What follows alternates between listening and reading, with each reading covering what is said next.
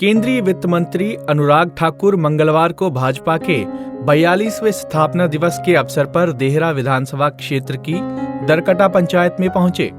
इस दौरान उनके साथ पूर्व विधायक और मंत्री रविंद्र ठाकुर भी विशेष तौर पर उपस्थित रहे। इस दौरान अनुराग ठाकुर ने सभी बीजेपी पदाधिकारियों और कार्यकर्ताओं को बधाई देते हुए कहा कि जब 6 अप्रैल 1980 में बीजेपी की स्थापना हुई थी, तब मीडिया में लिखा गया था कि क्या बीजेपी तीसरे विकल्प के रूप में उभर कर आ सकती है। उन्होंने कहा कि आज बीजेपी दुनिया का सबसे बड़ा राजनीतिक दल बनकर उभरा है और इसका श्रेय कार्यकर्ताओं, नेताओं और इस देश की जनता को जाता है, जिन्होंने हमारे सुशासन और विकास के मुद्दे पर बार बार मोहर लगाई है। गुड गवर्नेंस डेवलपमेंट को बार बार जनता ने चुना है। इसके साथ ही क्या कहना था सांसद अनुराग ठाकुर का, सुनिए। और हमें इस बात का भी गर्व होना चाहिए कि भारतीय जनता पार्टी ने ऐसा नेतृत्व दिया। आज नरेंद्र मोदी जी को दुनिया में सबसे लोकप्रिय नेता के रूप में चुना जाता है। नरेंद्र मोदी जी को चुना जाता है। हितपासी वाले थोड़े ठंडे लग रहे हैं। तो ये छोटी बात नहीं है कि इतने बड़े देश में, जहां त्रिपुरा में कम्युनिस्ट पार्टी नजर आती थी, कई वर्षों तक राज रहा। पश्चिम बंगाल में जहां कम्युनिस्टों का लंबे समय तक राज रहा। नॉर्थ ईस्ट में हमारी सरकार आने का तो सवाल पैदा नहीं होता था। आज चाहे असम हो, त्रिपुरा हो, वहां भी पूर्ण बहुमत की सरकारें भी बनाई, नॉर्थ ईस्ट में सरकारें भी बनाई। अब पश्चिम बंगाल में भी कमल खिलने की तैयारी। पश्चिम बंगाल में तो कमल खिलेगा, भाजपा की सरकार भी बनेगी। नंदीग्राम से ममता बनर्जी जी चुनाव हारेगी और वहां पर कमल भी खिलेगा। मेरे माता की जय। और लाइन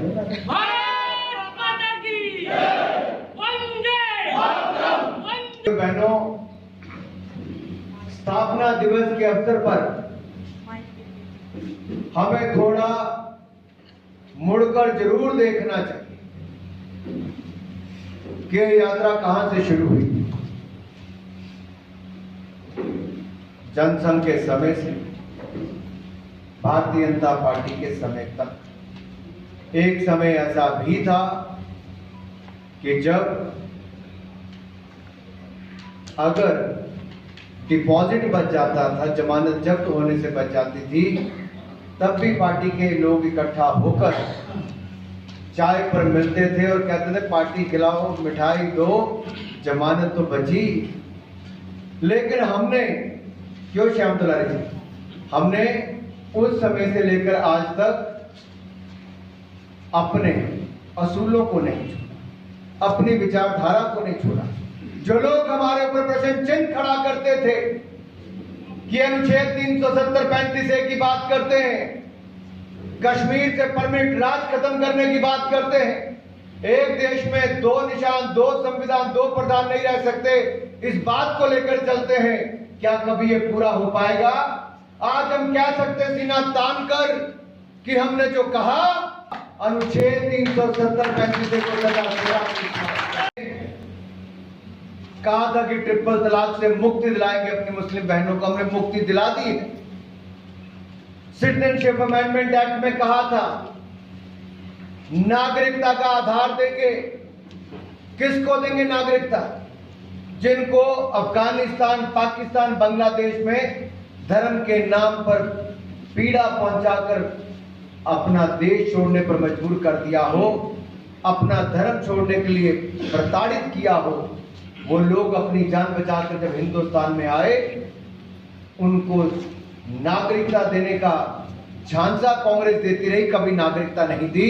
नरेंद्र मोदी जी ने सिटीजनशिप अमेंडमेंट एक्ट लाकर उनको नागरिकता देने का काम भी किया। मैं जम्मू कश्मीर के चुनाव में था, लोग रोने, खुशी के आंसू निकल रहे थे कि 70 साल हमें इंतजार करना पड़ा अपनी नागरिकता लेने के लिए। हमें नागरिकता भी दी तो नरेंद्र मोदी जी ने भारतीय जनता पार्टी की सरकार। भाई और बहनों, सवाल ये खड़े होते थे कि राम मंदिर मूवमेंट तो भारतीय जनता पार्टी ने शुरू की। हमारी तीन सरकारें 16 दिसंबर 1992 को चली गई। 3 सरकारें एक साथ, हिमाचल प्रदेश की सरकार भी चली गई। क्यों? क्योंकि राम मंदिर मूवमेंट के बाद कांग्रेस के नेतृत्व ने हमारी सरकारों को गिराने का काम भी किया। 3 सरकारें गई, लेकिन आज कई राज्यों में सरकारें हैं। हमने राम मंदिर बनाने का काम कोई वोट के लिए नहीं किया था। विचारधारा मजबूत थी। हमारा दृढ़ विश्वास था कि जहां रामलला का जन्म हुआ वहां पर राम मंदिर बनना चाहिए। और आप देखिए, सुप्रीम कोर्ट ने निर्णय दिया, आज भव्य राम मंदिर का निर्माण वहां पर हो रहा है।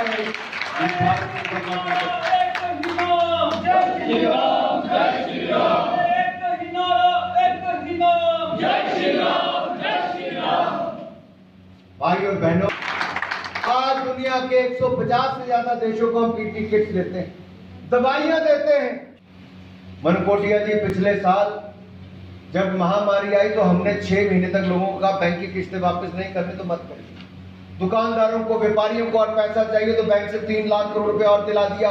किसी का घर जमीन गिरवी नहीं रखा, लेकिन आपको 3 लाख करोड़ रुपया बैंकों से दिलाने का काम किया तो नरेंद्र मोदी जी।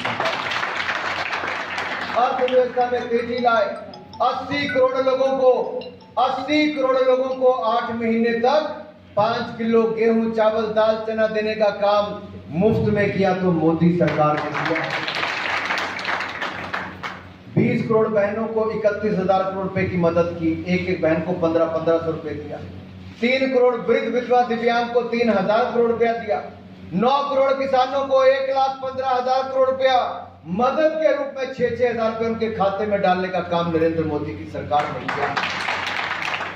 पैसे की कमी नहीं, अन्न और धन की कमी नहीं की। कोविड से लड़े भी, कोविड से बचाया भी, अर्थव्यवस्था को बचाया। पिछले 6 महीनों में जीएसटी कलेक्शन 1 लाख करोड़ से ज्यादा हुई। ये अपने आप में रिकॉर्ड हुआ है। और दुनिया के देशों ने कहा कि इस वर्ष में सबसे तेजी के साथ कोई देश आगे बढ़ेगा तो हिंदुस्तान नरेंद्र मोदी के। ये हमने नहीं कहा, दुनिया की संस्थाओं ने कहा। तो आज पार्टी के कार्यकर्ता को ये खुशी होनी चाहिए। वोट देने वाले हर व्यक्ति को ये विश्वास होना चाहिए कि भारतीय जनता पार्टी पर आपने जो विश्वास व्यक्त किया है, भाजपा के कार्यकर्ता ने जो दिन रात एक करके काम किया है, हमने देश को आगे बढ़ाने का काम किया है, आपने संगठन को मजबूत करने का काम किया। हम संगठन मजबूत बनाएंगे, सरकार ताकत के साथ चलाएंगे, देश और प्रदेश को चहुमुखी विकास के माध्यम से आगे ले जाने का काम करेंगे। 40 वर्षों के बाद हम ये कह सकते हैं, हमारी उपलब्धियां अनेक हैं, लेकिन अभी भी भारत को विश्व गुरु बनाने का सपना हम आने वाले वर्षों में पूरा करेंगे। मेरे भाइयों, बहुत बहुत बधाई और बहुत बहुत शुभकामनाएं। 6 अप्रैल 1980 को जब भारतीय जनता पार्टी की स्थापना हुई, तब मीडिया में लिखा गया कि क्या भारतीय जनता पार्टी तीसरे विकल्प के रूप में उभर कर आ सकता है। Is BJP the third alternative? आप कल्पना कीजिए कि जो 80 में कहते थे कि क्या भारतीय जनता पार्टी तीसरा विकल्प हो सकती है, आज भारतीय जनता पार्टी दुनिया का सबसे बड़ा राजनीतिक दल बनकर उभरा है। इसका श्रेय भारतीय जनता पार्टी के कार्यकर्ताओं, भारतीय जनता पार्टी के नेताओं को और इस देश की जनता को जाता है, जिन्होंने हमारे सुशासन और विकास के मुद्दे पर बार बार मोहर लगाई है। गुड गवर्नेंस, डेवलपमेंट को बार बार जनता ने चुना है। और मैं ये भी कहना चाहता हूं, आज देश में सबसे ज्यादा सांसद, सबसे ज्यादा विधायक, सबसे ज्यादा सरकारें, सबसे ज्यादा जिला परिषद, सबसे ज्यादा बीडीसी, सबसे ज्यादा प्रधान अगर किसी पार्टी के हैं तो भारतीय जनता पार्टी के हैं। उस पर केंद्र सरकार का क्या रहेगा रोल? माननीय प्रधानमंत्री जी ने 8 अप्रैल को देश भर के मुख्यमंत्रियों से बातचीत भी करेंगे और पूर्व में भी प्रधानमंत्री जी, माननीय मुख्यमंत्री जी, सब लोगों ने मिलकर कोरोना के खिलाफ लड़ाई लड़ने में अहम भूमिका निभाई है। अब भी जनता की इसमें भागीदारी बहुत ज़्यादा चाहिए, इसलिए मास्क पहनना जरूरी है, 2 गज की जरूरी है और हाथों को साफ रखना जरूरी है। इम्यूनिटी लेवल बढ़ता रहे, इसलिए जो कदम पहले बताएंगे उसको भी अपनाना जरूरी है। सर, देश में क्या एक बार फिर से लॉकडाउन लग सकता है जिस हिसाब से कोरोना के केस आ रहे हैं? मुझे लगता है जनता चाहेगी तो लॉकडाउन नहीं लगेगा, क्योंकि जनता के ऊपर निर्भर करता है कि वो कितनी अपनी तरफ से कदम उठाती है। धन्यवाद सर, धन्यवाद। पंजाब केसरी के लिए देहरा से राजीव शर्मा की रिपोर्ट।